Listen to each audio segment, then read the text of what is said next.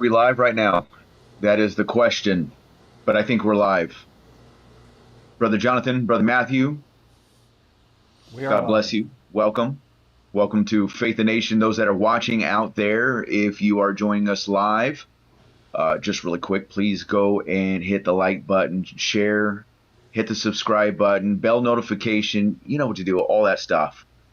Also, really quick, before we get into it, we got a really fire show tonight where we're going to be talking about the Colombian president apparently finds out what it's like to actually deal with a real American president that isn't playing any games. And we're going to talk about that. We're going to talk a little bit about the pardons. We're going to talk a little bit about the ICE raids, the deportations, and also I think we might get into a little bit of Bishop Buddy, our buddy Bishop, Bishop Butch, whatever she is. She's not really, but she's not a real bishop anyway. But anyways, we are going to be talking about these things. But before we get into that, I just want to bring some quick updates for you. By God's grace, we have been able now to start our very own Faith the Nation YouTube channel with a link directly in the description below. Please go down, hit that button down there. Subscribe to the channel, hit the bell notification. We just started it, so we have to build up YouTube subscribers, and we're excited about getting our very own YouTube channel. And think of it like this: it's kind of like, Brother Jonathan, it's kind of like a Christ forgiveness network. I don't know. Maybe that's what we're doing. Maybe we have a Christ forgiveness network. Where Highway to Heaven at 7 with Pastor David in the morning gets his own channel. Maybe Pastor David might get his own channel. I don't know. Oh man. Anyways, what do you think about that? Pastor David getting his own channel, Brother Jonathan. How does that sound to you? Man, I like it, man. I could see Pastor David having his own show where he's got like the intro and it's like a cool guitar strum. Welcome to Highways to Heaven in the morning, and he's talking in like a super high quality mic. I like it, man. I mean, Apostle David, that man is so blessed, and I believe he could have another channel. It would blow up. So I'm all about it, man. Right on. And we've also got Brother Matthew with us. But before we get right into it, I just want to hear a word from our sponsor. Discover the purity of nature with our handmade soaps, crafted with love in a Christian-owned business. We use only the finest ingredients, infused with organic extra virgin olive oil and organic unrefined coconut oil. Our soaps are free from harsh synthetic ingredients that harm your skin. Embrace the gentle touch of nature on your skin. Experience soaps that nourish, cleanse, and respect your body's natural balance. Man, be sure to get some of your own Christian-owned business, handmade soaps. I got some that are what did I get? The frankincense and myrrh. Man, yo, that stuff is really good. Classic. High quality soaps, man. It's made with that. It doesn't have all those parabens, none of those nasty stuff. It smells really good. My wife loves it. Uses it on our son. So we have it in our household, in the Faith and Nation household. Be sure to get yours. You got to get soap anyway, so you might as well buy it from a Christian-owned business. So just go to the Etsy store, type in Faith the Nation for your coupon, 10% off on your order. Get yours today. And get the frankincense and myrrh bar soaps. Oh, and you can also get those little loofah bags. That's really cool. And then it also has a little place where you can set it on, so it actually helps last longer. Anyways, yeah, all that stuff. So as we get right into this, first things first on the agenda, Did you guys hear about what recently happened? This literally happened yesterday while Donald Trump was actually playing golf. There was some deportations that were taking place, and they were taking them to Colombia, where we get our coffee. Okay, you guys like your Colombian coffee? Well, guess what? It's probably going to start to cost us about $1 more because of those tariffs. But we're not going to have any illegal immigrants, so I'm okay with paying $1 extra on my coffee for that. But yeah, so check this out. So the Colombian president, let me put this up on the screen real quick. See if I can do this here. Yeah. Can you guys see that? Mm-hmm. Yep. So Colombian president, this guy's name is Gustavo Petro. I actually hear he's more. Actually, it looks like he's given a Hitler salute. It's kind of like the Elon Musk Hitler salute, right? So this guy actually yesterday refused 2 planes that were deporting illegal immigrants. They were military planes. You know, this was part of why we voted in for Donald Trump. We voted Donald Trump to do mass deportations because of the failed Biden-Harris, Harris being the border czar, her failed policies at the border. This is why we voted for him, so he can do mass deportations for illegals, criminals. And mind you, those are the ones that are being deported right now, are the criminals. They're illegal. So when you hear on the news, and part of Faith the Nation, what are we doing here at Faith the Nation? Brother Jonathan, is where we want to arm our people with truth. The Bible says to put on the belt of truth. In fact, that's the first thing you put on with your spiritual armor is the belt of truth. So we're arming you with truth. The people that are being deported right now are criminals. People that have committed multiple crimes. Many crimes, violent crimes. They're being deported. And the Colombian president, Gustavo Petro, who we see here, rejected 2 military, I think they're C-17 or C-117, or it's the really big planes. He rejected 2 of them yesterday on Sunday while Donald Trump was playing golf. And while Donald Trump is playing golf, he sends out his tweet, or actually this is from his Truth Social account. And he says, I was just informed that 2 repatriation flights from the United States with a large number of illegal criminals were not allowed to land in Colombia. This order was given by Colombia's socialist. He's a socialist, this Colombian president. That means he's cut from the same cloth as a Biden, cut from the same cloth as Kamala Harris.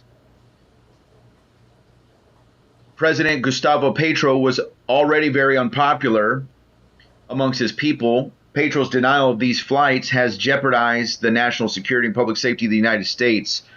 So I have directed this is while he's playing golf. So I have directed my administration to immediately take the following urgent and decisive retaliatory measures. Emergency 25% tariffs on all goods coming into the United States. This is our coffee right here. In 1 week, the tariffs, 25%, will be raised to 50%. A travel ban and immediate visa revocations on the Colombian government officials. Bye-bye, Colombian officials. You're getting evicted. And all allies and supporters. visa sanctions on all party members, family members, and supporters of the Colombian government. Enhanced custom and border protection inspections of all Colombian nationals and cargo on national security grounds. IEEPA, Treasury, banking, and financial sanctions to be fully imposed. These measures are just the beginning. We will not allow the Colombian government to violate its legal obligations with regard to the acceptance and return of the criminals they forced into the United States. This is the mess around and find out for the Colombian president. What are you guys' thoughts? Did you guys hear about that? I don't know. Or were you guys busy? Did you guys catch that at all? Yeah. Yes, no. What do you? Let us know what you guys think in the comment section. I definitely caught it. I saw it.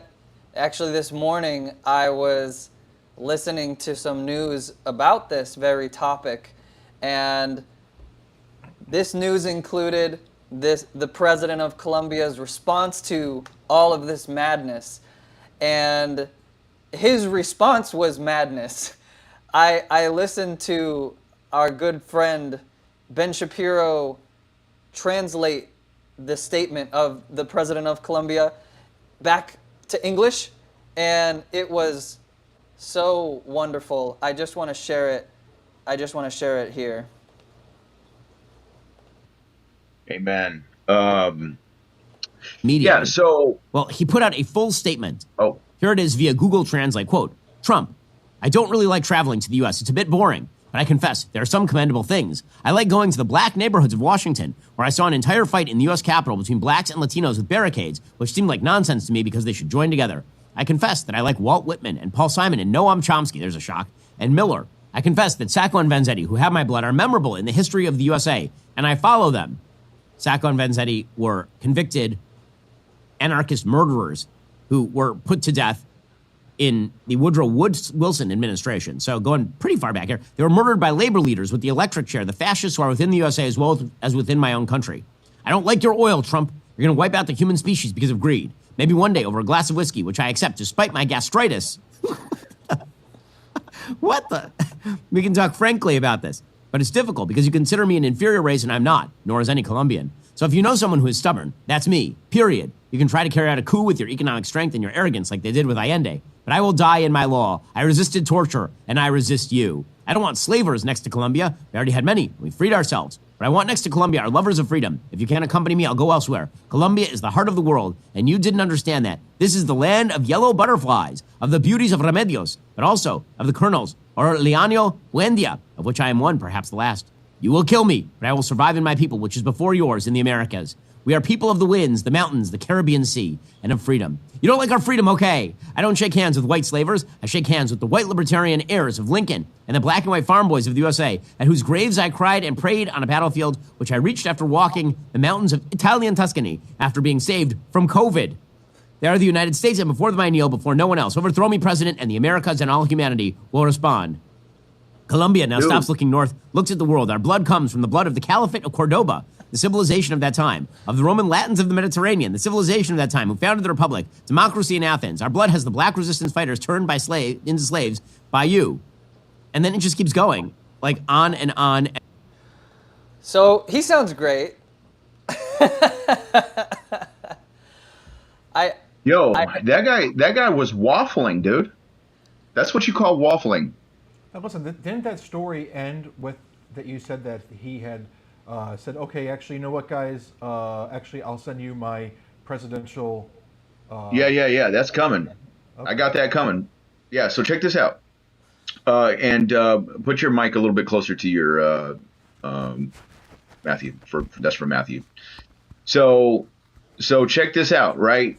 So right after Donald Trump sends these tariffs, this notification about the travel ban, the visa sanctions,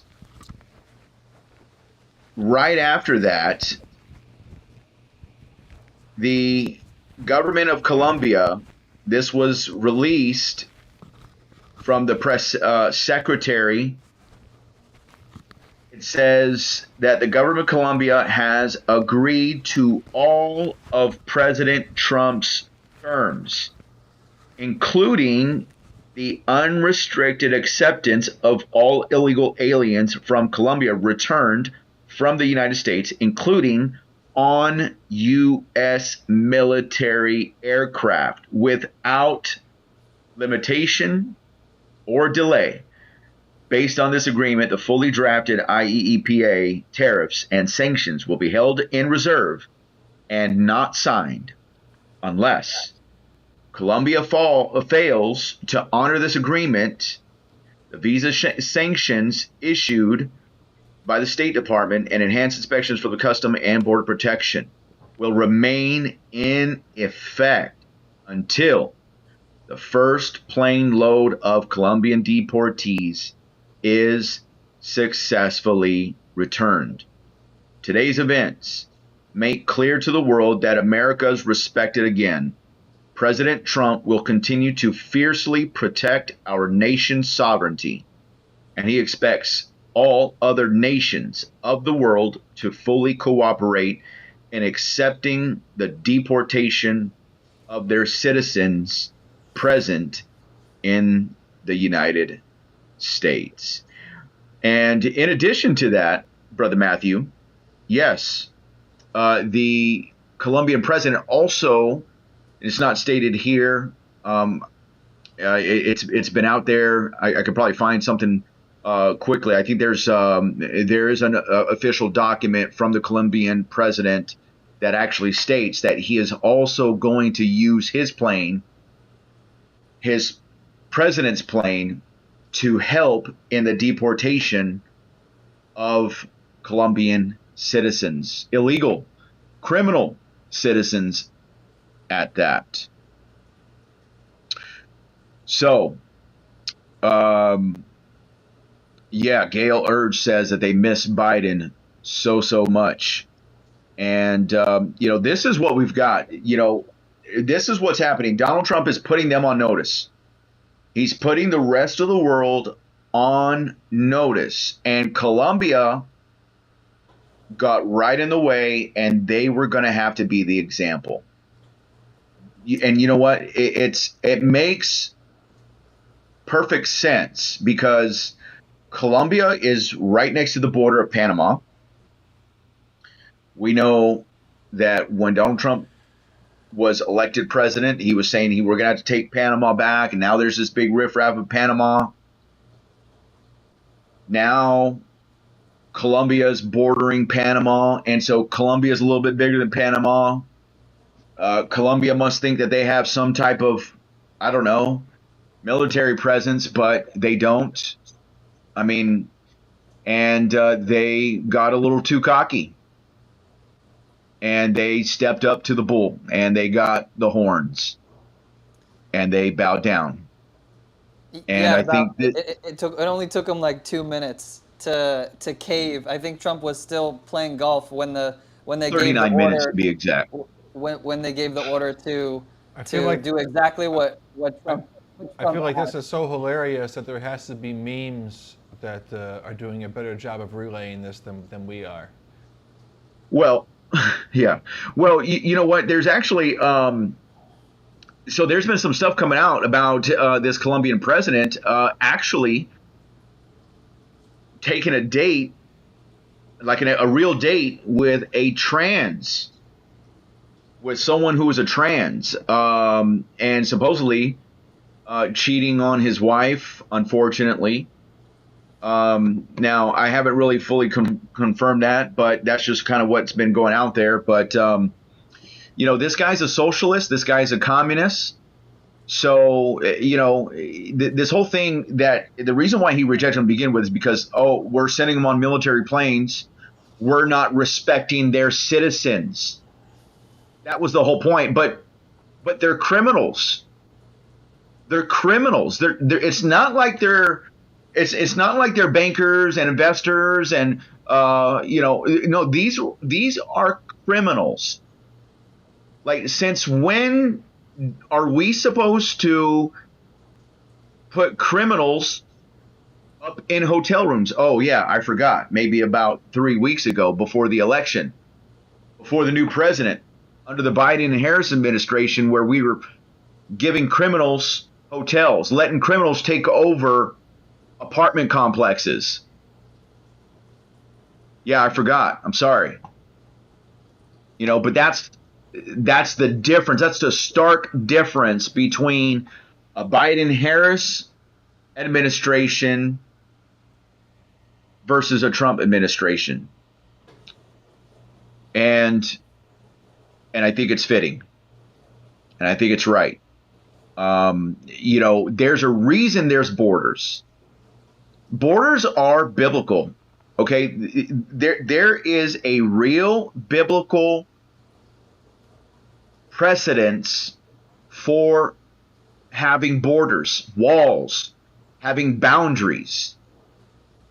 And look, this whole thing about, people want to put Christians in a box and say, well, you got to be nice to the strangers. You got to treat the strangers good, and you got to treat the strangers as yourself. Okay, sure, if they came in here legally. If they're legal, yeah, I get it. But when you cross the border by breaking the law, you are a criminal and you have to go. You got to do things right. And we've been so soft on one side, and finally now it's enough. And we've been so soft that now that we execute the law and we hold other countries accountable, now Trump and the Americans are the big bad bullies. No, we're just executing what is the law. If you don't like the law, well, then guess what? You don't like the law, you're just going to have to cry about it like our friend. You have to cry about it like our friend here. Let me go to our friend here. Did you guys see our friend? Let me put our friend up on the screen here. Can somebody put her on? She on? Put her on. Go ahead.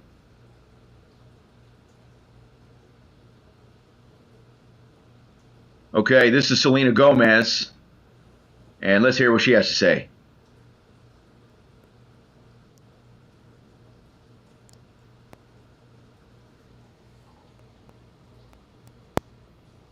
I'm not hearing her.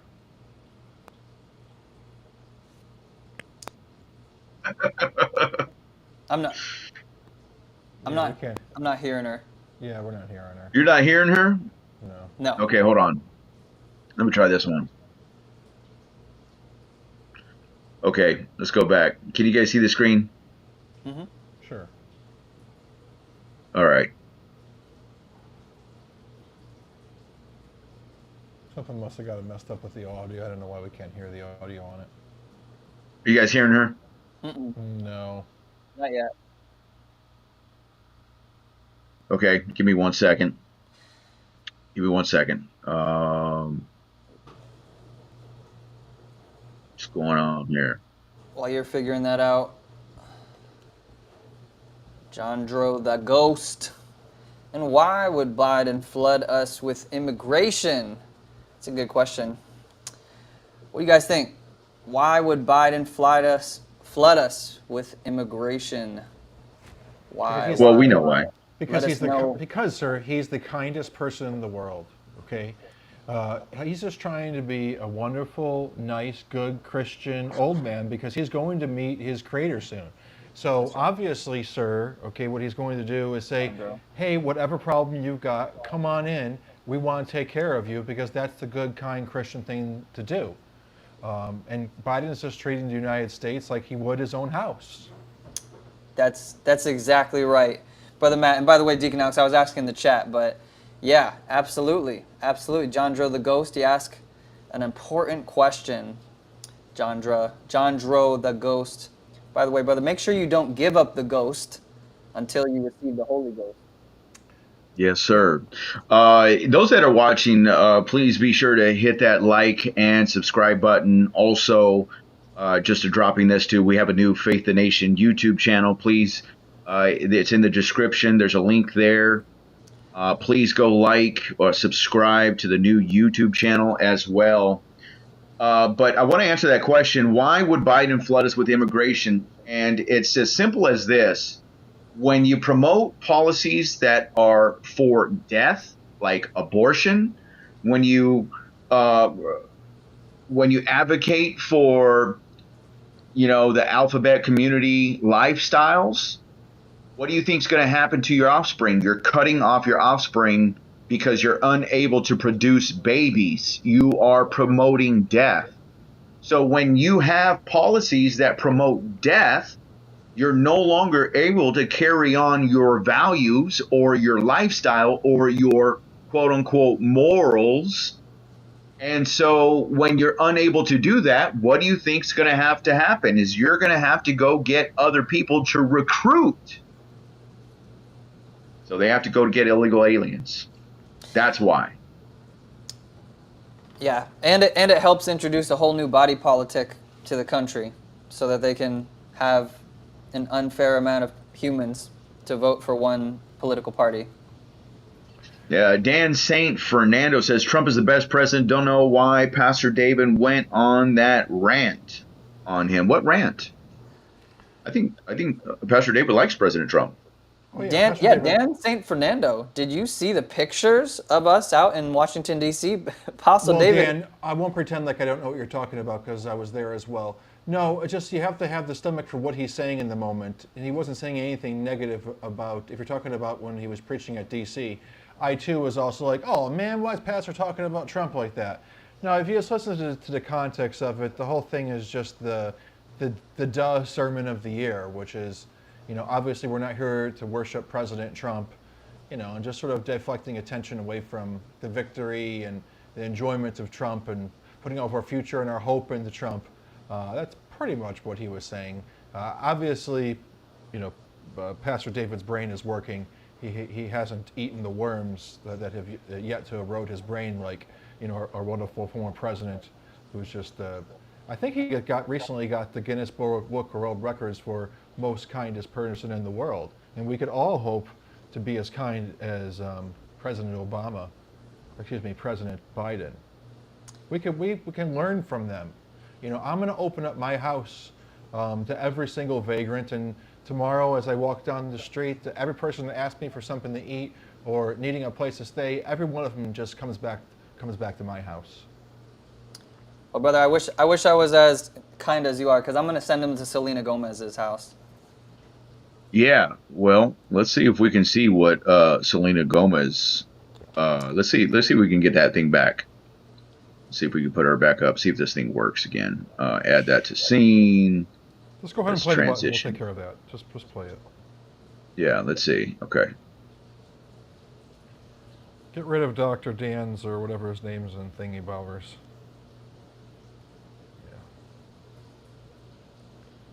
Yeah, they gotta have something going on with your thingy where you can't screen share with audio. Yeah, you might want to unshare. You might want to unshare your tab and then share it again. Yeah, I did that already. Yeah. Yeah, that's crazy. Yeah.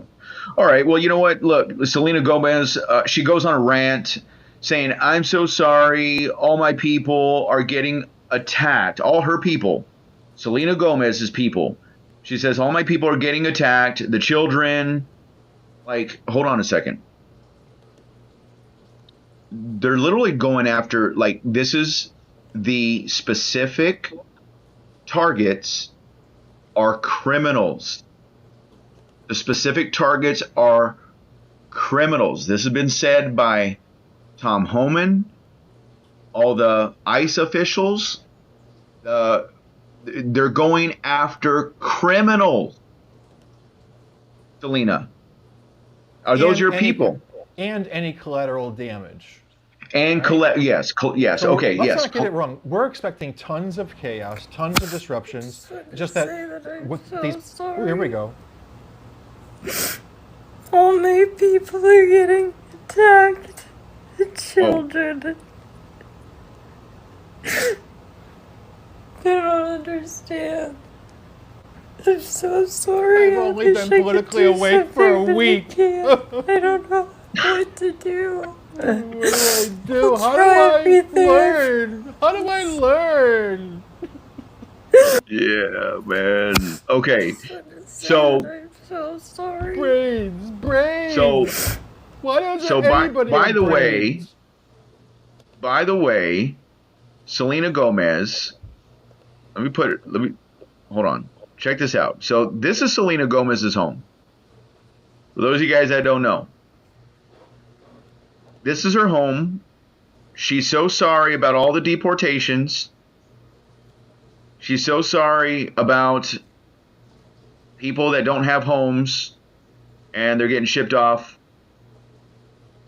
She lives in an 11,500 square foot home, which, But before we even go there, like I think, Alex, so like I just want to put myself inside of her head. Let's just say we all agree that she's sincere. She wasn't like doing 3 or 4 takes before she went on camera, trying to like spray bottle her eyes with tears.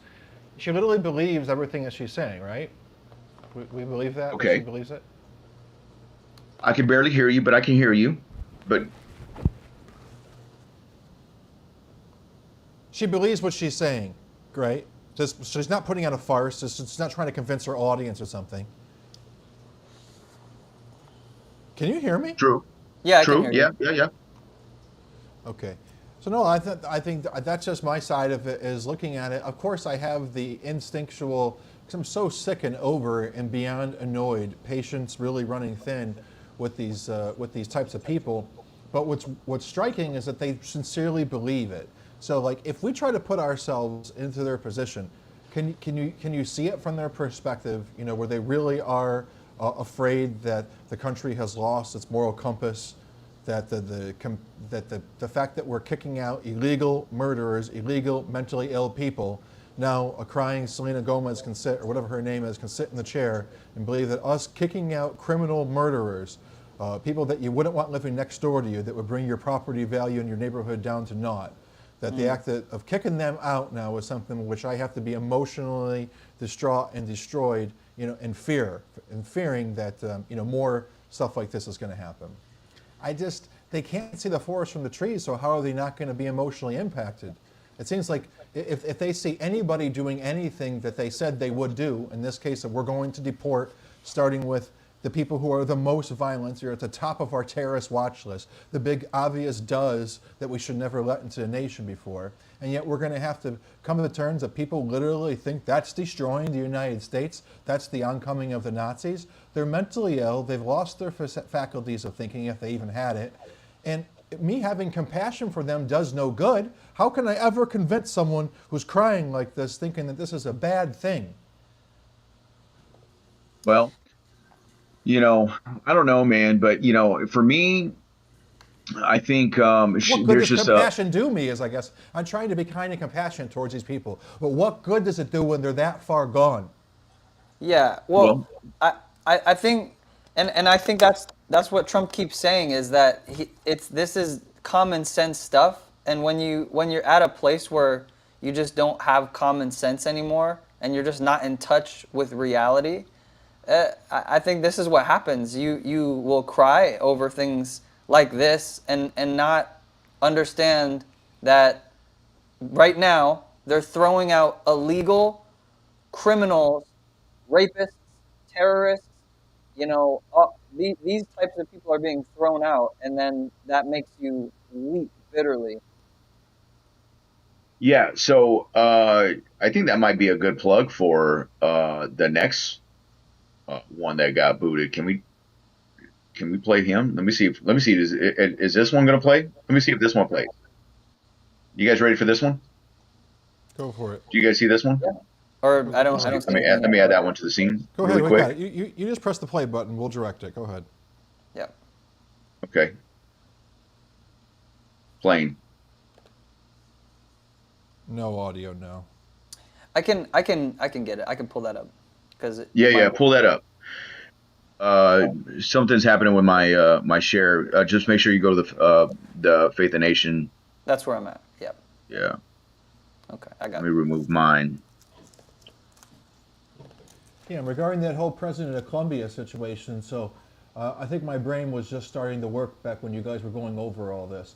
But the black and white, so the black and white of that situation was they had a flight where they were deporting a number of people to Colombia. That's correct, Yeah. Yes, right? about 80 people. The Yeah. flight arrived. The flight arrived, and which, by the way, CNN, MSNBC keeps making a point of saying this was happening the whole time. You know, Biden was also deporting people. We just didn't put it on the news. Anyhow, so the flight arrives, and then the Colombian government says sorry, no bueno, and turns them around to come back. Right? Yeah. Yeah. Okay, you can cut me off anytime you're ready to try playing that video again. Yeah. Let's Yeah. do it. Yeah, we're ready. Yep. Go. Play it. I'm not going back to Haiti. One of those threats is this illegal alien from Haiti. ICE says he's a gang member with 17 criminal convictions in recent years. Trump, you feel me? Yo, Biden forever, bro. Thank Obama for everything that he did for me, bro. You see that video, I'm curious, what do you think?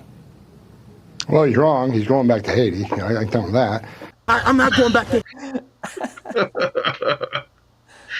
Yo. Biden I wouldn't forever, go back to bro. Haiti either. Like this guy just made the next presidential campaign commercial for JD Vance against the liberals. Like all you got to do is just play this every 30 seconds or every time you do a campaign trail or a campaign presentation, any campaign commercial. Just play this clip. Biden forever, bro. Thank Obama for everything he did for me. Like you almost think that was made up. Like you almost thought so that the Republicans paid for that commercial. Wow, that was wild. I thought it was I thought it was a beautiful stage play the first time I saw it because it was just so perfect from even the way he said it, man. He said Biden forever, bro. Like he said it with that emphasis. So, man, It's like it was that's like beautiful. the Wakanda It's a forever. He was perfect trying to say commercial Wakanda, but he said for- Biden. Wakanda forever. Yeah, that's what he was trying to say. In his mind, he only has the creativity of what he last saw in whatever movie or television show. So he was trying to get out of Wakanda forever. I'm sure of it. He was trying to get it out, and because the only reason, by the way, for our audience out there, the only reason why he didn't cross his hands in the X is because he was handcuffed. Yeah, exactly. Okay, so next up, yeah, that was pretty hilarious. When I saw that, I was like, wow, I can't believe he just said Biden forever. Like, okay, yeah, maybe that was the only thing he could think of, Wakanda forever, whatever. Like, if that's what Matthew's saying, possibly. No, But sorry, go ahead. yeah, no, I mean, like, obviously he's upset. He said, I'm not going back to Haiti, but he is. He's probably there now. He's probably in Haiti now. But what did you say, Brother Jonathan? Obviously, we don't want him to go to Hades. Yeah, we hope that he repents so he doesn't go to the real Hades. Yeah, we don't want him to go to Hades, but you got to go back to Haiti. Yeah, you got to bro. go back to Haiti. You got to go back to Haiti, bro. And look, see, but look, this is the people that are getting evicted, or I guess you could say evicted. These are the people getting deported. 17 criminal convictions in Boston. What did Boston do? Nothing. Obviously, they let somebody just roam the streets. 17 convictions. Yeah, you can go be in a neighborhood. And this thing with this Colombian president, AOC. AOC, you guys know who AOC is? Alexander Ocasio, or I don't even know how to. Alexandra Ocasio-Cortez. Yeah, Alexander. Sorry, and wasn't trying to like say anything on her name or anything like that. I want to be, respectful to her actual name, but she is basically, trying to put this guilt trip on everybody. She says to punish, quote unquote, Colombia, Trump is about to make everybody pay even more for coffee. Like, okay, let's think about this here. Let's think about this for one moment. She says, remember, we paid the tariffs, not Colombia. Trump is all about to make inflation worse, all caps, worse for working class Americans, not better.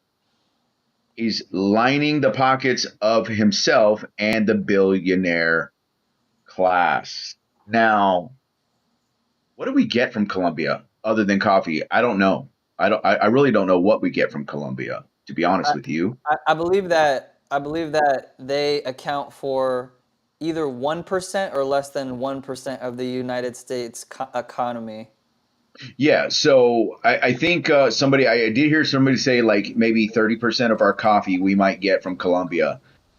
Well, you know what? I'll take Guatemalan coffee. I'll take Peru. I'll take Chile, whatever. Like, you know what? I mean, Folgers sounds good to me. Folgers in your cup, I'll take some American coffee. Doesn't matter to me. And you know what? Even if I got to pay $1 more for some Colombian coffee to have safer streets, I think that's a fair trade-off.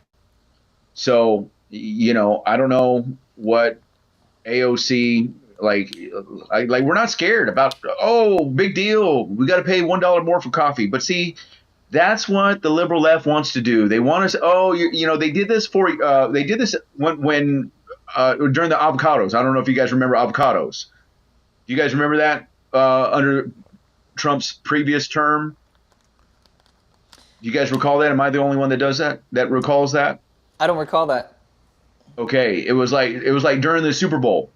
It was like during the Super Bowl when Trump was going to put the tariffs on Mexico because I think it had to do with the border. And, so they were saying, oh, the avocados are going to go up. And it's during the Super Bowl. That's when everybody buys avocados. But it never happened. Never happened. Because Mexico eventually said, no, you know what? Because it's going to cripple their economy. It's not going to mess with our economy. Yeah, we might pay $1 more for coffee. Big deal. But it's really going to hurt them, and they know that. And that's why that president said, okay, I surrender. 39 minutes later, okay, you know what? We'll receive it. We'll receive those planes, and I'm even going to help you. I'm going to send my plane over there to help.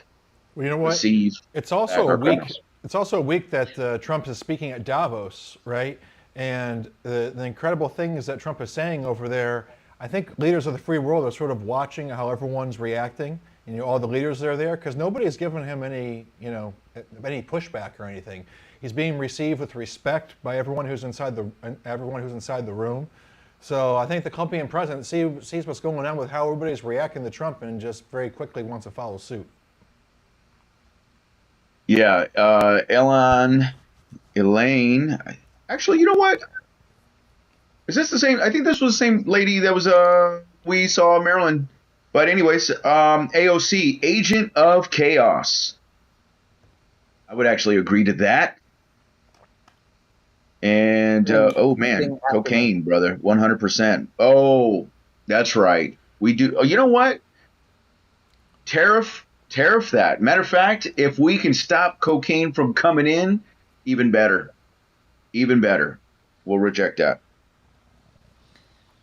So, Marilyn Velez says mushroom coffee. We actually do have. I might have to start drinking some mushroom coffee, actually. But okay, well, let's see what else. So that was basically the deportations. Obviously, mass deportations are going to be happening every single day, non-stop. And Colombia just got in the way, and they were the ones that actually had to be made an example of. So one other thing that I'll say on the deportations, last thing I'll say on the deportations, we don't need any audio from this, but this was something that I think is a beautiful thing. If I can get this up on the screen here. So This is Tom Homan talking with Dr. Phil, and Tom Homan says that ICE saved children today. Children. Sex trafficked children. And basically condemns the governor of, I believe it's Illinois, Governor Pritzker. It says this Governor Pritzker says they want to vilify ICE, make them look like villains. But ICE saved children today. ICE saved children today. And it makes me angry that Governor Pritzker went on social media and said ICE was attacking our elementary schools. He's scaring children. He's scaring the neighborhood. Says we're doing the exact opposite. We're saving children. Every sexual predator we arrest means more safe children. You know what? God bless Tom Homan. May God bless Tom Homan and make his mission successful in saving the children. I'm absolutely 100% behind everything that's going on. This is what needs to happen. Minimize sex trafficking, if not eliminate it, abolish it, have it abolished from this country and from the world. But obviously, evil happens. We would like for these things to be abolished, and it will one day when Jesus returns. But until then, let's have more Tom Homans. And this is what happens when you uphold the law of the land. This is what the law of the land is supposed to be for, is to uphold things that are right, righteousness. That would be a righteous thing to do, to arrest sexual predators and send them where they need to go. What do they think is actually happening, right? We're just lining people up on the wall, and who's ever the darkest color, those are the ones that we remove first. I mean, the people yeah. I just don't understand. It's like maybe because we don't own anything. Maybe if you're like a property owner, then like you care that you took the time to invest in this particular plot of land, and now you're going to have to deal with, if you allow your town to go to crud all around you, this investment of this property that you just purchased is going to go to nothing. Well, but that's what we are as United States of Americans. Maybe if you don't own it, you don't participate in it. It's sort of like when you're a spoiled child that you never had a job in your life and you don't know what it is to work hard for something. I just don't understand where these opinions, where these processes of taking people who are involved in human trafficking, killing others, mental institutions, extremely high risk, and removing them is the source for tears and, quoting Nazism. It illustrates that where we are at as Christians, I tell you, is a time where our patience is going to be tested. Because I tell you, how we have to not react is in this knee-jerk laughing reaction attitude that I have, as I'm just over it. I just can't get inside to my heads. And I'm just really personally trying to figure out, like, how do I navigate being exhausted with people who just can't see the forest from the trees? Without placating them or like patting them on the head or making it seem like their position is actually valid. It just doesn't seem like there's a way that you could be a thinking, high-functional person and think that these type of deportations are anything but a net positive for our community and for our property values, for our peace of mind. I've got a mother and I've got a sister, and I've never been the guy who worries when they go out at night, but in the past 7 years, I did. People are going to go to the grocery store, walking around New York City. I never used to worry when one of the girls leaves the house. Now I do. Yeah, I think it just comes down to speaking with grace and truth to the people. I mean, when they're so far from the truth, and it's like a highly emotional situation, I think the best you can do, and if they reject it, that's fine, but the best you can do is just speak with grace, speak season to them, but speak the truth. And I think you hit something too, Matt, when you said you try to earlier you were talking about trying to have compassion for where they're coming from, even though it's coming from a place of a lie, really. And I think there's something to that as well. Like I think you can acknowledge while having conversations with people, you can acknowledge that somebody thinks that acknowledge that they believe what they're doing is right, and then bring the truth. And if they reject it, they reject it.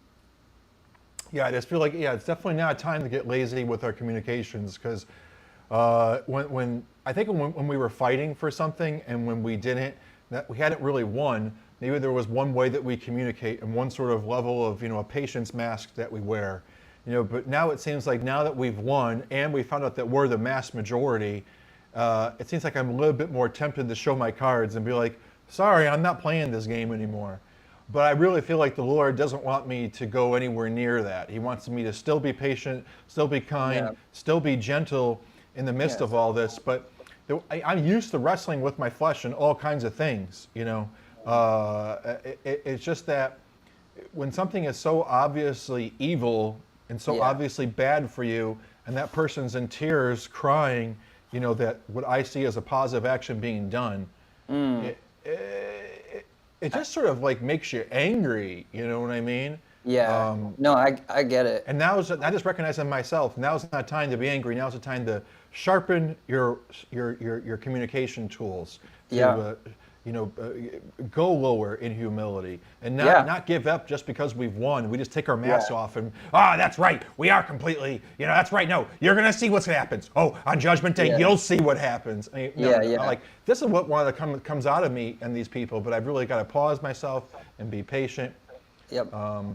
Yeah, and the Bible says pride comes before the fall. So this is exactly the time to be humble, because if God is seeing that everybody who just received this blessed victory when do you for our smack them? country, When do you smack them, though? It's like, but sometimes, I needed to get hit across the head by my father. Sometimes I had to be shamed, Sometimes, like, you're in such a strong delusion where, like, you need to punch me in the face. Yeah. Now, I know we're not going to punch anybody in the face, but, exhort, rebuke, correct. Yeah, absolutely. I just like, man, it's like some of you people, like, I don't think Matt LePacer playing the kindness game has been working so much. It almost seems like I've got to get my gloves on, It's going to be a little bit of a touche slap across your face as I try to wake you up out of this intoxicated mindset that just it isn't capable of seeing logic and facts and data.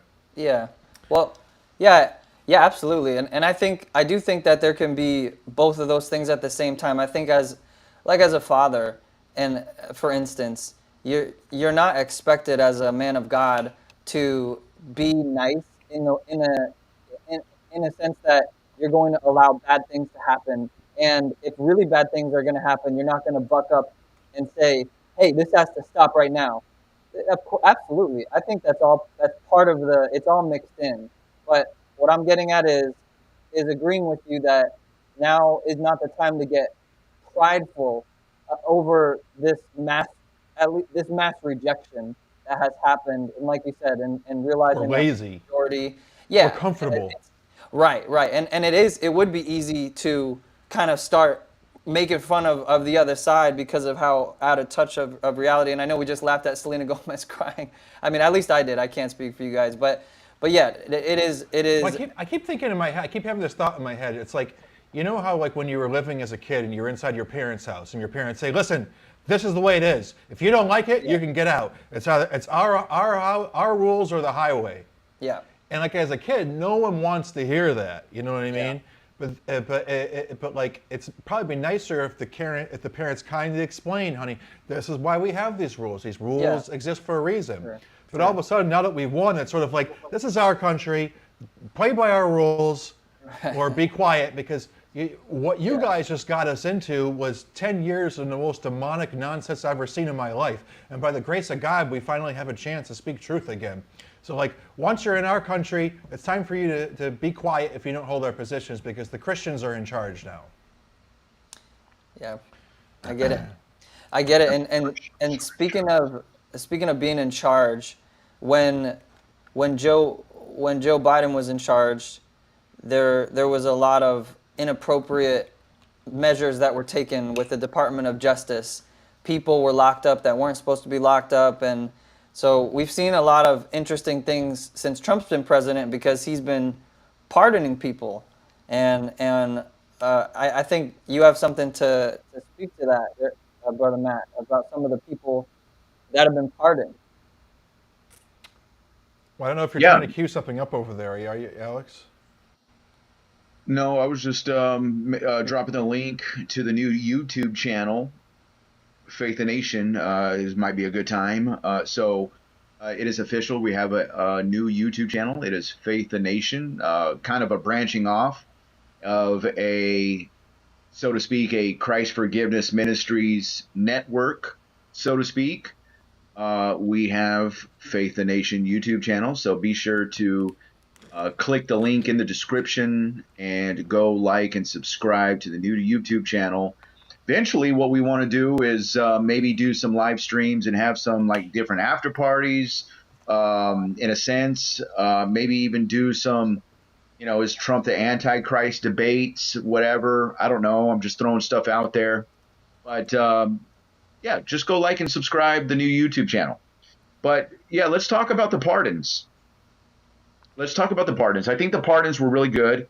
Donald Trump had pardoned 23 pro-life gospel preachers. And this came on January 23rd, just one day before the March for Life on January 24th. Just 3 days into Donald Trump's presidency, Donald Trump pardons 23 pro-life preachers. This is huge. Yeah, that's because big. they went in jail, in prison under the Biden administration. So evil. The Biden administration sent gospel preachers to jail. The DOJ, the Department of Injustice, sent gospel preachers that were preaching in abortion clinics, saving babies, saving lives, like Tom Homan. And the people that burned down Minnesota, the people that rioted and destroyed many cities, they don't go to jail. But people who are preaching the gospel at abortion clinics trying to save the lives of children, they go to jail. One of them was a 74-year-old lady that was praying at an abortion clinic, praying. I remember that, yeah. In prison. Another one named Bevelyn Williams, she went to prison. She was going to prison for 41 months. She was sentenced. Wow. She got sentenced and put in prison probably about 2 months ago. And I remember because we actually know Bevelyn Betty. I know Brother Matt remembers Bevelyn Williams, sorry. She's recently married over the past 2 or 3 years. We've known her for, what is it, 5 years? 6 years? Well, what happened with Bevelyn is we met her one day in New York City, and then we invited her back to our fellowship. And then Andy got into a little bit of a tiff with her somehow, and she left. And we never saw her again. No, we seen her, but we seen her afterwards. Come on, Matthew. But nonetheless, No, that's what I remember. nonetheless, she gets imprisoned. She gets put in prison for 41 months for preaching the gospel in New York City at an abortion clinic. And we know how it is in an abortion clinic. You know, it's one thing to go preach out in the streets in the middle of Times Square or in a park, or, to go down to the club district like you do.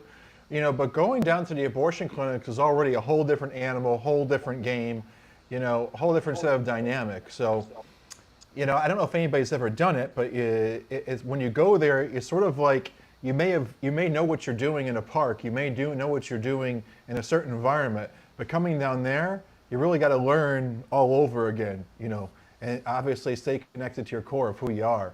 And the people that are doing it, usually they're pioneers, they're experimenting.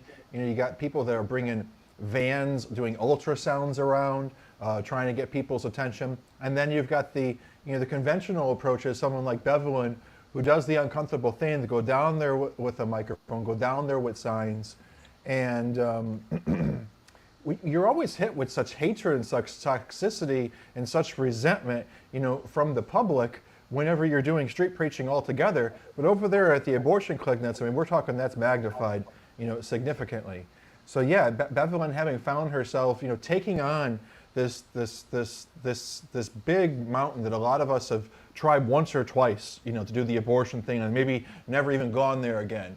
But for her to make that a position that she wants to really put her weight and her influence into, and then finding herself locked up in prison, it was one of the most disgusting, horrendous things I've heard in a long time. And I thought it was a blatantly scary thing that would scare others from going to abortion clinics and doing this type of work. So praise God that Trump has done this, and at the beginning of his presidency, because some of us were thinking this might happen, not exactly near the very beginning. I mean, and that's typical style for president, is to pardon at the end, and that's pretty much, tradition. But unlike Biden, who pardoned the crime family, Dr. Fauci, who's a criminal, is probably responsible for millions of people. I don't know. Dying. If that one's true, I'll tell you, Alex, if Fauci really is as bad as we say that he is, that's the level of cognitive dissonance that we have. I mean, this whole system is more evil and corrupt than we can possibly imagine. If we really believe what we're accusing Fauci of, having created the virus, released the virus, and then further created the solution in the vaccine, I mean, this guy would have to be one of the top 10, Lex Luthors of all time if he's actually guilty of the things that our community, accuses him of. Not to sidetrack us. Yeah, no. Well, I mean, look, we are talking about pardons. Can somebody cue me up on my? I want to show this up. Maybe it might work. I jumped out of here and I jumped back in, so maybe. Let me do this. Let me share my screen really quick. Somebody cue that up for me. Yeah, you're good to go. Okay, let's see if we can hear it. Also, sir, on pardons, have you ruled out a pardon for yourself or any other additional members of the family? For myself? Yes, sir. What would I pardon myself for? That's what I'm asking. No, I have no contemplation of pardoning myself for anything. I didn't do anything wrong. Mr. President, Okay, right there. Why would I pardon myself if I didn't do anything wrong? Why would I pardon myself? Why would I pardon anybody if I didn't do anything wrong? If they didn't do anything wrong, why would I pardon them? Why did you pardon Fauci if he didn't do anything wrong? You see what I'm saying? They did something wrong. And they're worried about Donald Trump and the DOJ. They're worried about what's that guy's name? Kash Patel. Well, he's in the FBI. You could maybe veer into the DOJ. But they're worried about the cleaning of the house. But anyhow, unlike Fauci, unlike the Biden family, Biden pardoned criminals. What does Trump do?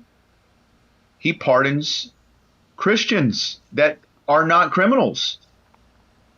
I mean, dude, we have a big shift in America, a big shift even in the spirit. If we really want to get spiritual, this is why they were after him. And the principalities and the powers that be over Washington, D.C., they are in a frenzy.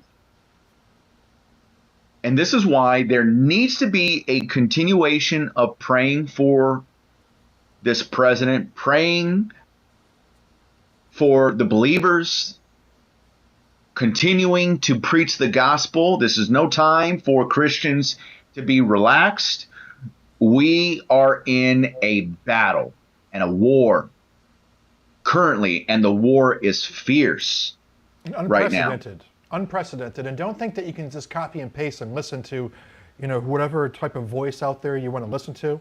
Whether like be this news reporter or this person who claims they have 20 years of political experience, or even your pastor of 30 years, because this is an unprecedented situation. Every day I try to analyze what's happening inside the news and put all the puzzle pieces together.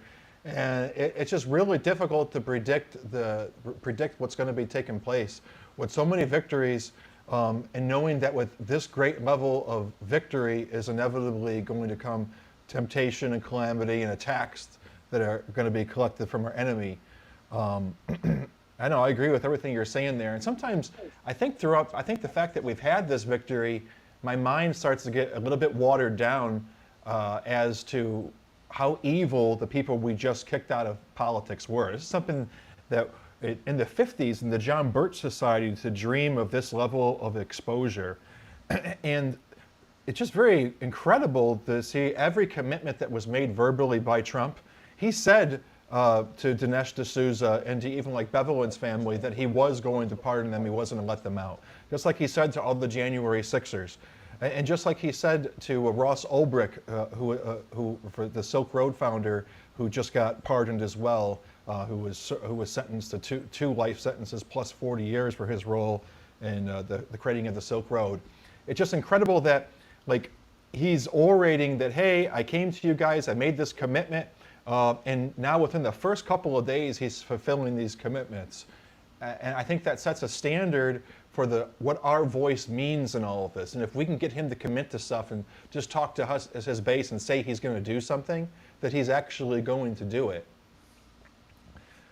Look, go ahead. No. I just said at any point, if you want to throw someone under the bus here, because there is somebody in our community of Christians who, we've been giving some little bit of trust and a little bit of faith to as being influencers within the Christian community, that we wanted to call out for someone who really didn't have the back of one Bevelin Betty. But before we do that, I was going to say, let's play that clip. Yeah, let's play that clip. Okay, let me put that in here. Pardon spree, break a record. Everybody in J6 pardon. I don't know, man. The people fighting police officers, I don't like that. But hey, pardon him anyway. Hunter Biden was guilty. Pardon him anyway. They didn't done their time.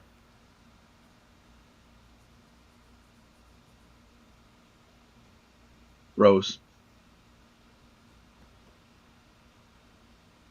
Who else in there that shouldn't be in there? Somebody said, oh, no, not Bevelin. Y'all don't know Bevelin Beatty like that. Y'all don't know that Bevelin girl. I don't pardon her. Leave her in there. Some of y'all think she a good person. She ain't a good person. That girl chasing clout, assaulting people and doing all kind of other stuff. Somebody said Derek Chauvin. Now leave him in there. That dude was. Yeah. Just let me. I don't look. Number one, I don't know who that guy is. That's number Officer one. Brandon Tatum. Okay, Brandon Tatum. Number one, as far as I'm concerned, is he a Christian? Like, let me ask a question. Is he a Christian? He's a Christian. He's an outspoken Christian. He was actually at Turning Point. Out of his 20 minutes on stage, I'd say 17 minutes is talking about the Lord. He obviously just happens to personally know Bevelin and is speaking from his personal preference. I actually tried to interview him in order to ask him questions about this topic, and spoke to his assistant and told her his assistant what I wanted to ask her about Bevelin, because in the first second this came out of his mouth, it was just totally unorthodox, and I think that he's allowing his personal opinions to get the best of him. Yeah. I mean, number one, why wouldn't Donald Trump pardon Bevelin Betty for what she's done? Grace stole the January 6ers, your cop beaters, no problem. He just said it. Yeah. No, not Bevelin. You don't know Bevelin.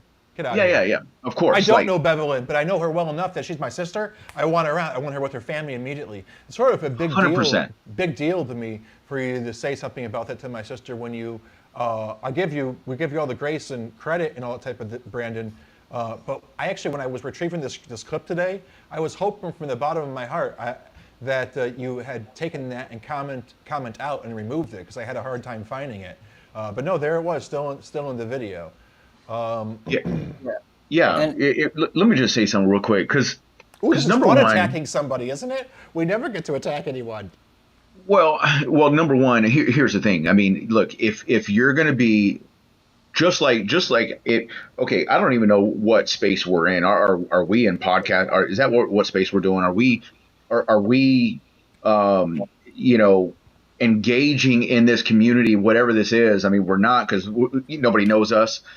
But here's the reality: is that some of these people that claim to be Christians. Now, I don't know if he's a Christian or not. I don't know, what his doctrine is or anything like that. But if you're gonna say, "Oh yeah, pardon the J6ers, pardon whatever," but Bevelyn Betty, no, I know her. No, don't pardon her.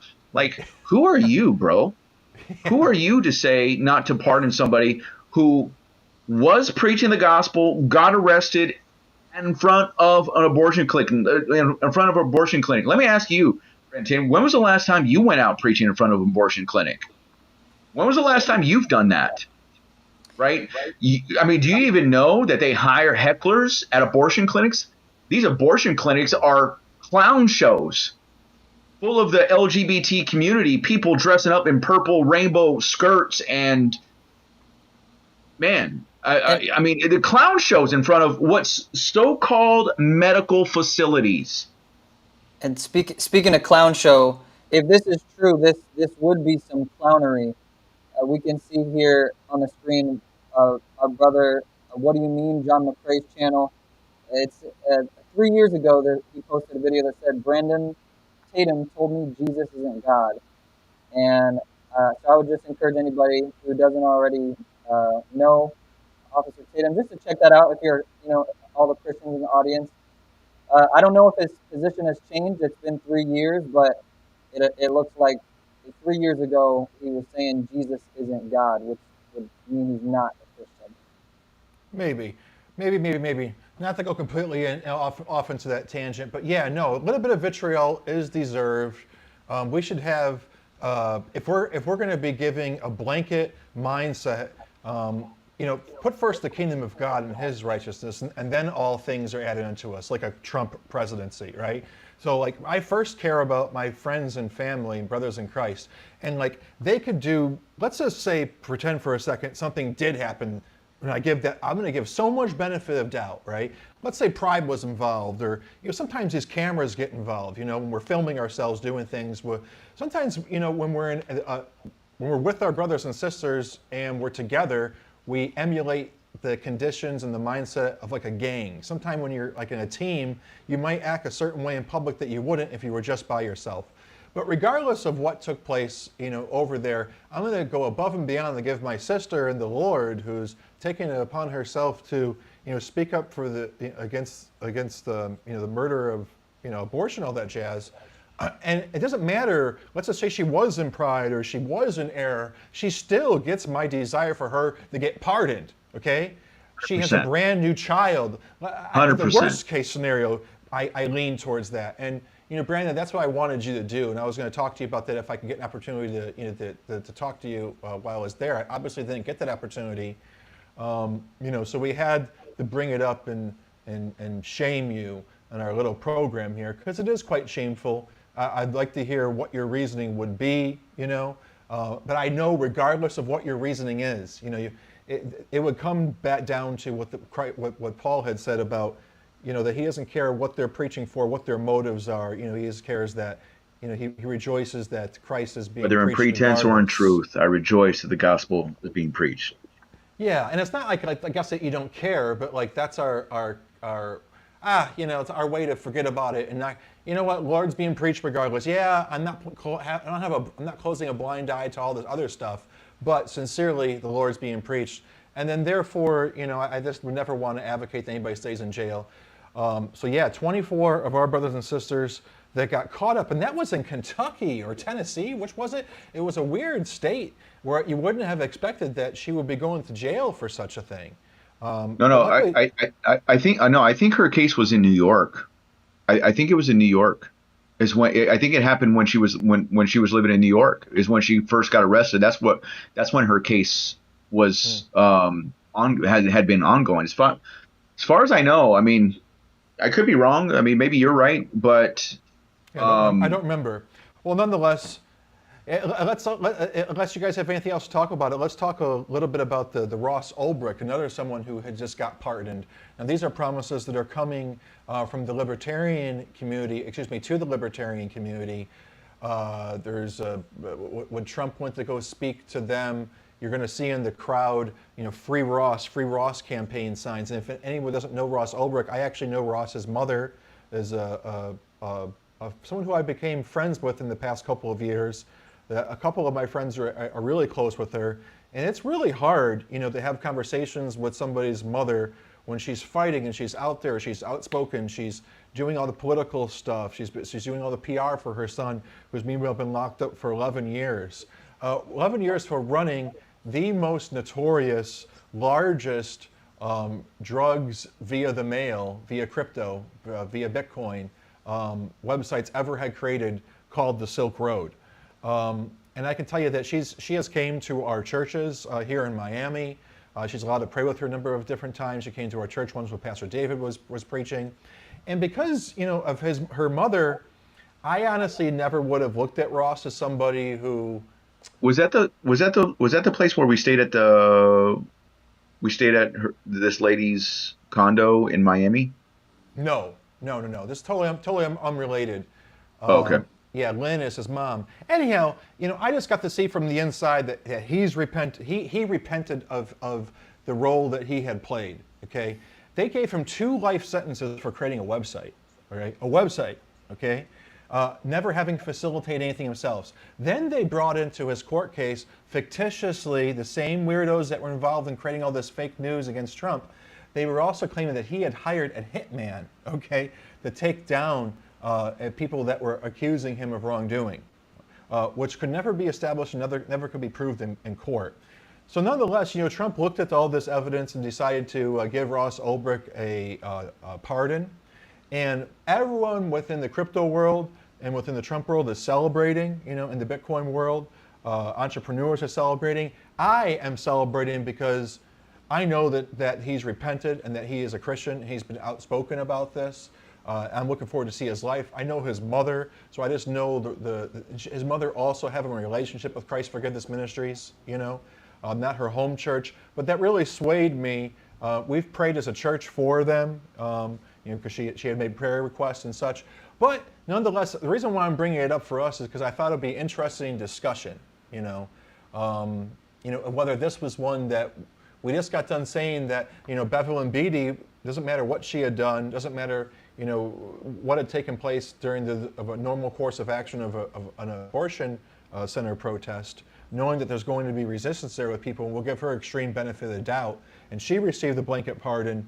Now here's a situation where somebody that like hundreds of millions, if not billions, at least 400 million plus worth of drug trafficking went through the website which he had created, which to me, naturally, as a Christian, I just I didn't have a whole I didn't have Holy Spirit prayers coming out of me. I was praying because I loved his mother, and I wanted to see Lord's will, done, and I would pray those styles of prayer. But it was hard for me to invoke a Pentecostal prayer, because of the injustice that was done.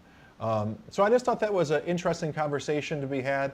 Probably not a lot of voices that are discussing it from the perspective that we would have. So what do you guys think about the pardoning of Ross Ulbricht?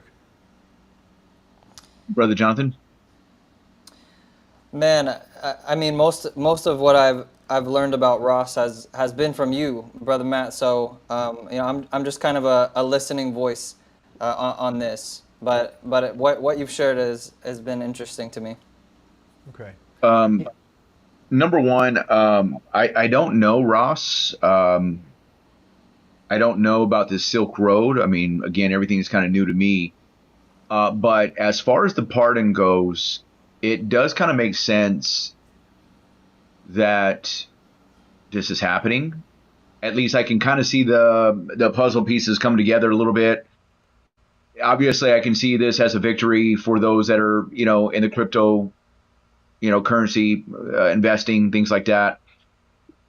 Being that, Donald Trump also had, basically announced that he's going to make the United States the crypto capital of the world. And by doing so, I've also heard that he's going to start a United States crypto reserve.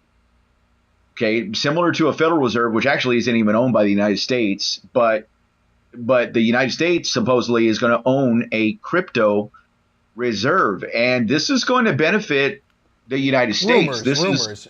Donald hasn't. I don't think Donald's articulated it, but that's definitely rumors. And if that would happen, that would be gigantic. Yeah, well, there are rumors. Okay, yeah. Let me just. Okay, it's rumored that there's going to be a crypto reserve. Donald Trump's going to buy up, or the United States is going to buy up about 5 to 10% of the supply of Bitcoin and put it in reserve along with other cryptocurrencies. And anybody that's invested in crypto knows the how volatile the investing is, and that in some way could stabilize a little bit of the trading, perhaps, maybe.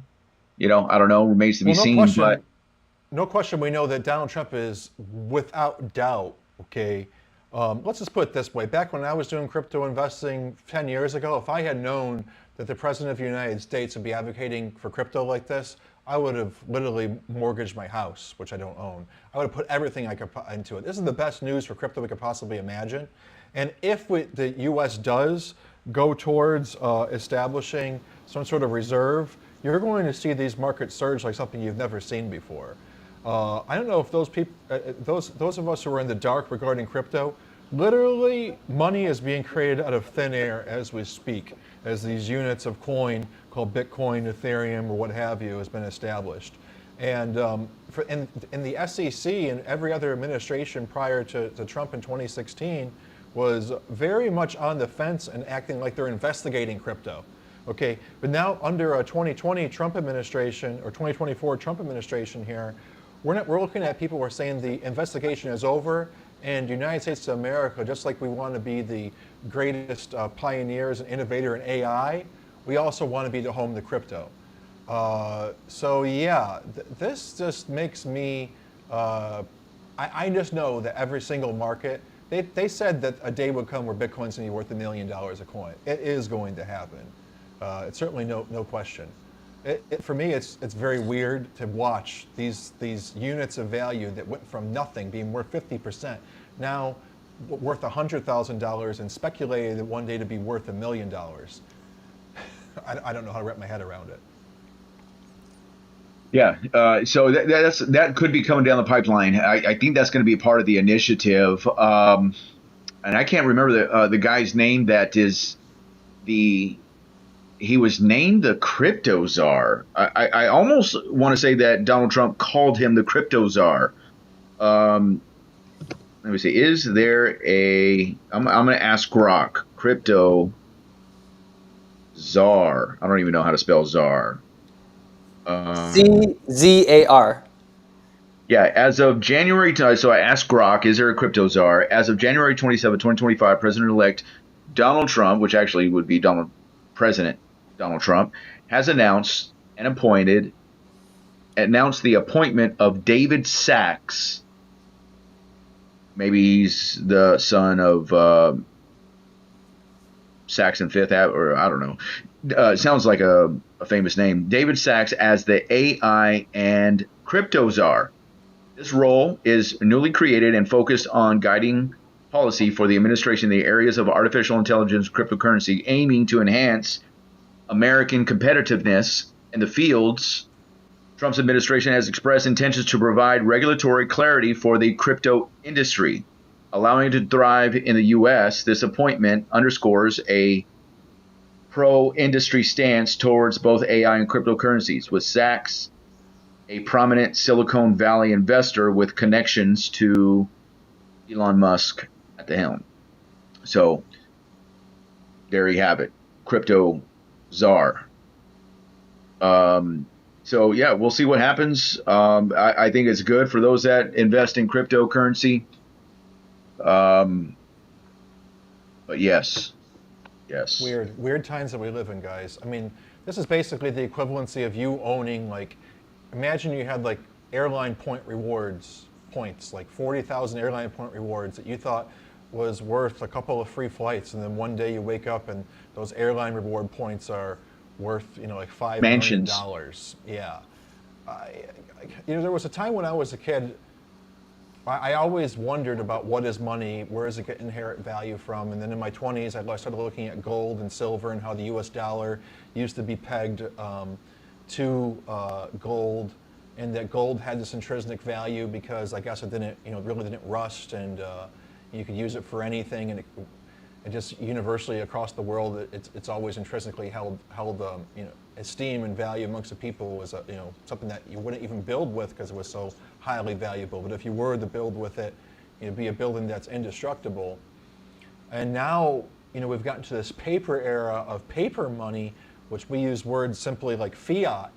But just to be living in this era now where someone like myself was seeing Bitcoin being out there and created, and knowing that when it was first put on that market, and that's just a human being saying this thing is now the sale for 20 cents per coin, that somehow we got to a place where everyone, just by collectively agreeing that this thing is worth $105,000, it actually is. And the wealth that's being created during this time period, it marvels the human imagination. You would think that with all the wealth that's been created by people, normal people behind the scenes, that we would definitely about to see a technological, entrepreneurial, burst, because there's all this money that's been put into the hands of regular everyday people just from crypto itself. That this golden era that Trump is coming certainly is not just going to be coming with old money but new money. Yes. Yeah, Jessica says just to be careful, don't put all your eggs in one basket, and reminds me of scripture. I'm not against investing in stocks or anything in gold or even crypto for that matter. But we always have to remember that Jesus said, "What would it profit a man to gain the whole world, but then to lose his soul?" And so we have to make sure our soul is right. Don't lose your soul. Don't gain the whole world only for it to just vanish into thin air. It's here today, gone tomorrow. Make sure you're right with God. Don't love money. Love God. Don't let because the love of money is the root of all evil. And the word itself, the word says to don't spend all your energy and time chasing after riches and know when it's time to stop. Yes. But you know what? It also it's actually it's in Ecclesiastes. I would have to search for it, but there is in Ecclesiastes there is a scripture that talks about investing in multiple things. So and that was a wise thing to do. And so and that would kind of correlate with don't put all your eggs in one basket type of thing. And the parable of the talents goes and parallels with that sentiment as well, brother. And where the master who comes back, who's talking to the one who didn't invest at all, he said, at least, he said, put it in the bank. He didn't do anything with his talents. He said, at the very least, you could have invested it in the bank, and then I would have gotten something back. 100%. No. Yep. There's no question, but the love of money and the deceitfulness of riches. I think that it's just crazy to look at this time period that we're in right now, and how much we really could paint a hopeful picture, of what this era that we're going into. I believe everything that Trump is saying. For someone who's so inclined like myself to just not listen to the sound bites and not listen to the summaries of what the headline statements that these politicians say. Literally, though, it's not to worship Trump, of course, but I almost can bank on every single word that he says actually being policy he's going to be implementing very quickly.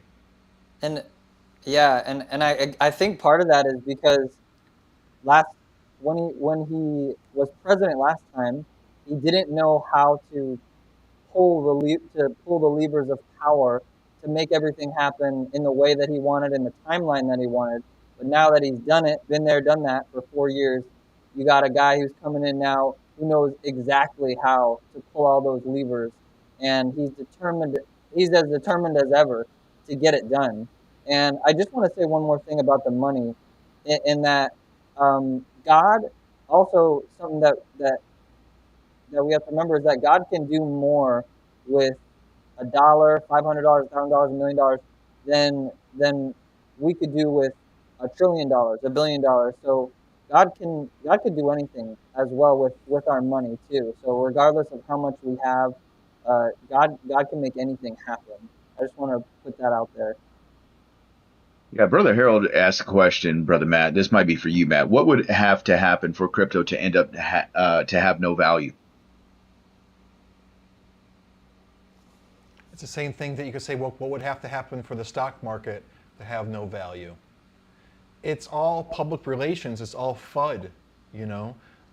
The appearance of having no value is what leads to more mass psychosis for people who believe it has no value. Sell-offs is what causes things to have no value. A run on the banks is what caused the dollar to be exposed to having Dumping. no value. Dumping, you know, like in history, we know from the United States Federal Reserve that they're doing fractionalized banking here. So I think it's for every $1 that they put into a bank, that they're able to create another $10 from that $1 physically put in there. So it's just, and it's when everybody runs to the bank to say, hey, give me my money in cash, that you realize that the bank doesn't have any value. So, the same thing will take place during the stock markets as it would in the crypto markets. My question is that I was always a spokesperson somewhat against Bitcoin and Ethereum as it is today, because it's predictable that one could control the markets. So my philosophy is, how did we get to the price point of where it's at today? And that's where I find things to be a little bit more interesting, because it's very easy to control markets when you own a lot of the stock, or in this case, which you own a lot of the coin. But we're over here, I'm over here in this world just trying to get my bearings with Trump having won, us being in a position where all of the economies of the world were basically set to go bankrupt, okay, for the rug to be pulled out from under us, under the banner of being able to say, COVID did this all to us, okay? And I'm expecting a worldwide financial collapse so that we all can rise from the ashes of that and say, never again, we're never going to allow COVID to take place. Everyone gets vaccines, one world government. And meanwhile, when they didn't pull the rug out from under us back then and expose, cryptocurrencies and fiats for being what they are, I just don't know what to expect and where to balance the conversation or even the thoughts in my head. I know that the enemy is going to strike, and whether it's going to be a financial collapse, them pulling the rug out from under us, but I also know God is doing unorthodox. I also know God's doing unorthodox things, where it seems like He's got our back in the midst of their attacks. So yeah, to answer your question, Harold, I don't know. When it happens, we're all going to see it at the same time. That's for sure. Yeah. Let me see if I can add this to my screen. I'll tell you this, I wish I would have bought more. I tell you, I had the opportunity to buy crypto since day one. I never thought why would I buy the yen or buy another, other foreign currency? But I had every opportunity and bought plenty of crypto in my lifetime. But the more that we talk about integrated and accepted by our government, the more that I know this thing is going to be valuable regardless of the Ponzi behind it. Even if it is a scam, even if it is controlled, it's still going to be valuable. Yes. All right, let me see if I can play this real quick. I'm not sure if this relates, but This was Trump speaking to the World Economic Forum. So since we are talking about, economic things, I thought this was pretty interesting speech. Let me know if you guys hear that. Oops, hold on. Here we go. And I created the new Department of Government Efficiency. Yeah, except I'm having loading issues, which I shouldn't. The spinning wheel. Because I'm hardwired. I don't know what's going on here. Well, let's blame it on Satan. I terminated the ridiculous and incredibly wasteful Green New Deal. Man, this was a really cool speech, man. I wish I could play it. Green New Deal. I call it the Green New Scam. Withdrew from the one-sided Paris Climate Accord and ended the insane and costly electric vehicle mandate. We're going to let people buy the car they want to buy. I declared a national energy emergency, and it's so important, national energy emergency to unlock the liquid gold under our feet and pave the way for rapid approvals of new energy infrastructure. The United States has the largest amount of oil and gas of any country on earth, and we're going to use it. Not only will this reduce the cost of virtually all goods and services, it'll make the United States a manufacturing superpower and the world capital of artificial intelligence and crypto. My administration has also begun the largest deregulation campaign in history. So, yeah. So there you have it. Yeah, this was an interesting. He basically rebukes. He said, "Oh yeah, in the official policy of the United States is going to be there's two genders, male and female." And he says that to them. To these guys are flipping out. He calls out Bank of America for for defunding conservatives, like literally to them while they're there. We basically put all liberal and woke ideologies, the rest of the world on check and on notice. America First agenda. That's an anti-globalist agenda. That would mean Trump does not fit the bill for Antichrist. I just want to put that out there for those that always accuse us for worshiping Trump, those that accuse us for saying that he's the Antichrist. Trump is not the Antichrist. I think I saw somebody. Guy. You don't see that of course they would control everything.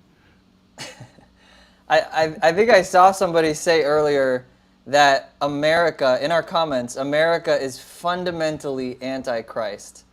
And my brother, I don't know what countries you've lived in or if you know your world history, but America is not fundamentally Antichrist. And everything Donald Trump is doing since he's been president, what is it, it's been 7 days. Has been the most pro-American, not swamp. Pro-God. Pro-American Reformation. We're in our own exactly. Reformation. American Reformation, pro-God. I mean, how you can look at what's going on in the past week and think that President Trump is just is a controlled. He's deep state. He's secretly no. They want to destroy him, and everything he's doing is the exact opposite of what they want to do, and that's why you see weird things happening, like when Pete Hegseth, who was just sworn in as Secretary of Defense, and he's getting rid of all the DEI stuff. They got people that are trying to, on their way out, as they're getting kicked out, doing funny, weird stuff to try and mess up the anti-DEI policies that he's enacting. You've got all kinds of people that are actual deep state actors that are actually part of this swamp, this dark, shadowy figure. These people that want to control the world, and you'll own nothing and be happy. Those people. They hate Donald Trump. They want to destroy Donald Trump, and this is a wonderful time for people that don't support the dark blob that you really should hate. You should hate that blob. You should hate that ideology. So it's a good time for Christians, and it's definitely not a good time for those people. Yeah, and on that note, we got to understand that there's no one who has articulated the word globalization more acutely than Donald Trump that has never been part of the mainstream narrative. Just like he brought the border and borders being out of control to our attention, that wasn't a big thing that was being pushed. The word globalization doesn't exist within the paradigm of the American people. And the way that he's phrased that by establishing the Make America Great Again campaign is now the dialectic of how we understand Make America Great Again, American sovereignty versus globalization. Because we had been on this track record for globalization for well over 30, 40 years. And that was seen as the natural, organic approach to governance, world governance. So just the very mere factor of how Trump has put this awareness into the paradigm of the political world that America is now against globalization. And then backing that up, not just by philosophical rhetoric, but with the whole Make America First campaign and bringing jobs and fighting other nation states with high tariffs, respecting our borders. It's that very idea it's antithetical to the belief that a world government is the plot of the Antichrist, of the devil, of the beast. Everything that Trump is doing is dismantling the idea of a world governance to even take place. Yeah, right.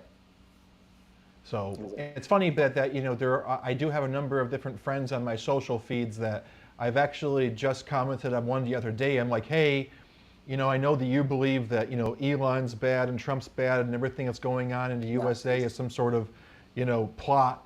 And we're being set up, and it's a double. It's multiple levels of deep state control. That's the exact same mindset I had in my 20s. I would have been saying the exact same thing. So I'm highly suspect of those people because having watched the political theater over the past 20 years, this makes no sense for Donald Trump being part of some controlled opposition to advance a world government. Yeah. Hey, check this out.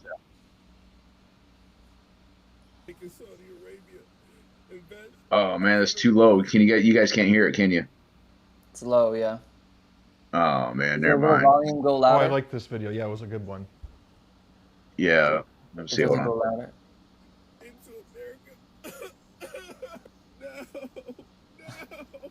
Countries used to always make us give them money, and now he's making countries invest in America.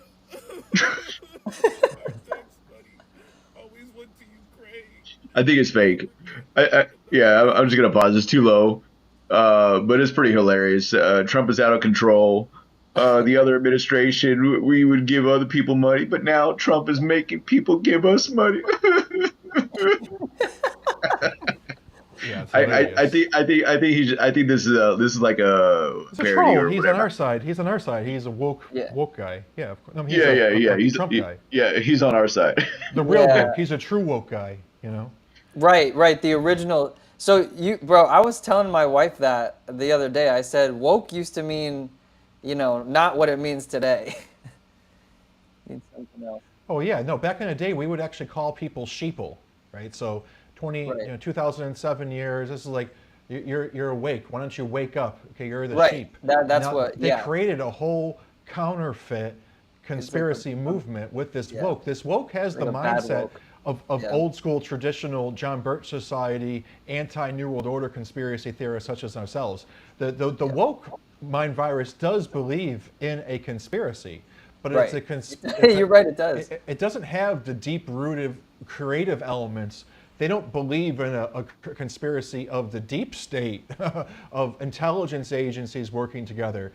Somehow their narrative of the links of a nefarious conspiracy is limited to what's being dictated on the mainstream media. So the Yeah. woke people, they're conspiracy theorists of the 2020s, is not being fed to them by Alex Jones. It's being fed to them by MSNBC. Yeah, no, I see exactly what you're saying. It doesn't really have any real like meat to it. You know what I'm saying? Well, it's just the mainstream. The Yeah. woke is now mainstream mainstream conspiracy thought. When Yeah. I was growing Yeah, up yeah. and being discipled by the conspiracy community, the different influencers back in the day, you wouldn't find them on the television. And if you did, you would No. point the finger and say, that's controlled opposition, right? 100%. No, Today, in order to be brainwashed like this, you got that brainwashing not from the little deep hidden circles of the internet and the dark Right. webs. You got that from that TV you bought for $100 at Best Buy. Right, and by the way, again, I would say, even the conspiracies, whether true or not, a lot of them have at least more meat or more grounding to follow a trail of something. But in the case of the woke of today, the conspiracy theorists of today that have the woke mind virus, they're getting their meat, their foundation is from Rachel Maddow. Yeah, they're not creative because when you're in the political game, it's all about how many puzzle pieces do you have awareness of before you enter to that realm where you're called a conspiracy theorist. It's when you start touching these different puzzle pieces is now you have to acknowledge to yourself that you're an investigator of alternative history, and this takes a lot of work. But when you're dealing with certain puzzle pieces like human trafficking, child sacrifice, the fact that every popular religion on the planet prior to the time frame that I was born that wasn't monotheistic involved human sacrifice. That every dominant religion today that's called a secret society used to be the predominant society on the earth when it wasn't underground. Yeah. So it's natural when people become a conspiracy theorist that they lose their bearings, they lose their foundation. Sure. Which is why, for me, I became so. 20 years of being a conspiracy theorist, I count as nothing compared to the 7 years of being rooted in the scriptures. Amen. But now when I'm out and I'm looking at the world and I'm having to listen to people saying that guy is the Antichrist, I'm like, bro, that's what I would have said when I was in my 20s. Can you get a clue for a second and follow the ball game from the very beginning? Because you've been watching this ball game for like 5 minutes. I've been watching this ball game for like 15 years. Yeah. Yeah. Hey, check this out. Check this out. I got it right here. This is funny. Right here. Cue it up. Trump is making Saudi Arabia invest $600 billion into America. No. Countries used to always make us give them money, and now he's making countries invest in America. Our tax money always went to Ukraine, Africa, and other countries, and we used to get mad. But now he's making countries give us money. Give us money. Now they all want to invest in America.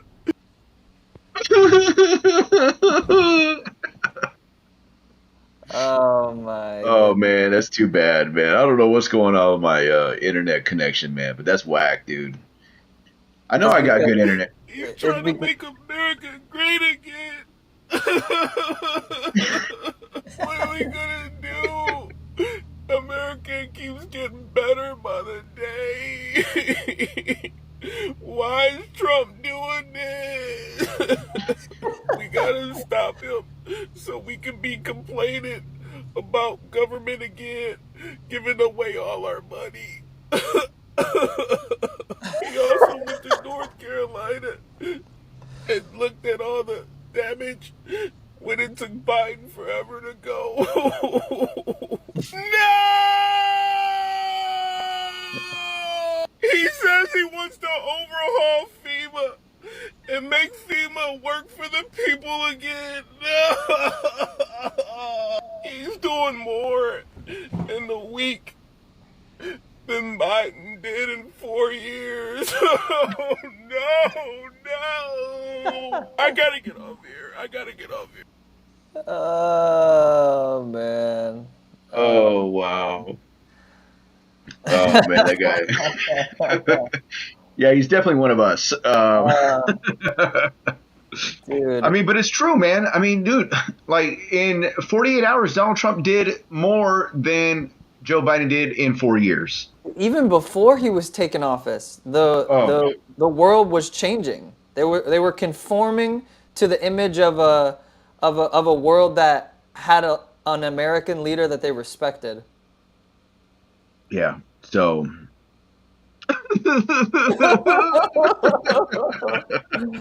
Dude, he cries. He fake cries like how I laugh. oh man, that dude's hilarious. I like that guy. If anybody knows that guy, man, I want to interview him. Let's get him on Faith and Nation. Let's get him on the show. I just keep Anyways, trying to put myself into their mindset, right? It's like I think it's when you have it they're going to come to a moment where they realize, okay, let's put it like this.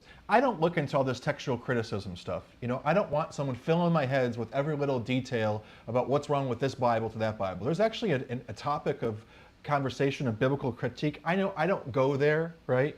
Because it's unfruitful to me. I already know the scriptures are true. I don't care what they say about all the little textual variations. It doesn't bother me. So there's this little dark part of my mind that if someone wants to start, making a study about that, they can try to erode my foundations, of trust in the scriptures. Well, like these people who are out here watching, mainstream media or collecting their opinions online, it's like once they come to the level of how everything we're saying is just common sense and they've been brainwashed, it's really hard if you've been outspoken in your family or if you've been on social media putting videos out there to now go on and say, hey guys, I was wrong. It takes a lot of humility. If you're quiet about your opinions, then you can easily change your opinions. But when you're outspoken about them, it just makes you sort of instinctively want to like double down. It's almost like they don't face or they don't want to look at the topics and the data that could change their opinion, because if so, it would shatter their whole identity and their whole worldview.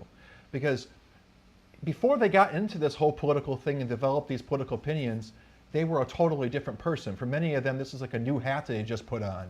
And to acknowledge that what we're saying is valid is destructive to this identity that they've built. In many cases, so many people within the last 8 years, are political newbies. They've tuned in at a time period where someone was subscribing for them and a path of what influencers to listen to and subscribing for them, what they could actually believe. Anyhow. all right. Well, I don't know about you guys. I think we had a go at it. Any last things you guys want to talk about or discuss? I'm good. Yeah, I'm pretty good too. So obviously, some of the things that just to recap, we talked about the deportations. Number one, we're arming you with truth. What's really happening? We are not deporting undocumented migrants. See, that's what the media wants to tell you. That's what they're forcing down your throats. That Trump is deporting undocumented migrants. To be undocumented would be like if I started driving my car and I left my car and I left my wallet at home and I got pulled over by a cop and he asked me for my driver's license and I don't have it because at home. That's undocumented. I don't have my document. I am undocumented at that moment. But that doesn't mean I am not qualified or certified to drive. So that's the difference. We are deporting illegal immigrants. They want to take that verbiage away and tell you that we are deporting undocumented. So they're not undocumented, they're illegal. That's number one. We talked about that. Then we moved on. We talked about the pardoning. Donald Trump stark contrast between what Joe Biden did in his pardoning spree, pardoning criminals, criminal activity, his son, who was a criminal, his family, the J6 committee, Anthony Fauci. That's who Biden pardoned. And then Trump comes in, immediately starts pardoning innocent people, people that preach the gospel. 23 people, among whom Bevelyn Williams, who now gets to be with her husband and her daughter, who's a gospel preacher. So praise the Lord for Donald Trump. Praise the Lord that God impressed that on Donald Trump to do that. That's a good thing. That is pro-Christian. That is pro-Christ. That is for Christ. That is not anti-Christ. And 3, what else did we talk? I don't even know what we talked about anymore. But listen, here's the thing. People like Anthony Fauci, Joe Biden, the liberals, we are making a statement that there is a pro-American, pro-God agenda, and it is happening. But that's going to take you and I as believers. That's going to take me and you, those out there that are watching. You need to rise up. The fight begins. It's already began, but the fight continues. We need to continue to pray for Donald Trump. Pray for his protection.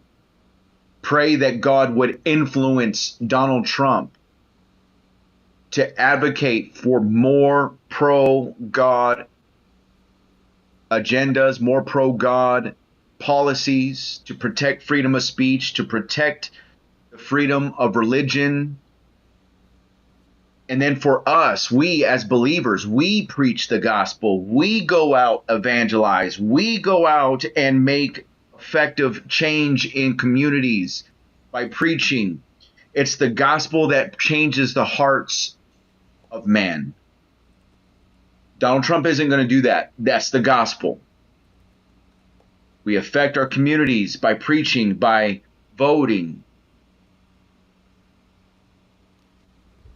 And if you're not a Christian, then it's time for you to repent, believe the gospel of Jesus Christ, get baptized, get filled with the Holy Spirit, get discipled. And then you can rise up and faith the nation. God bless you.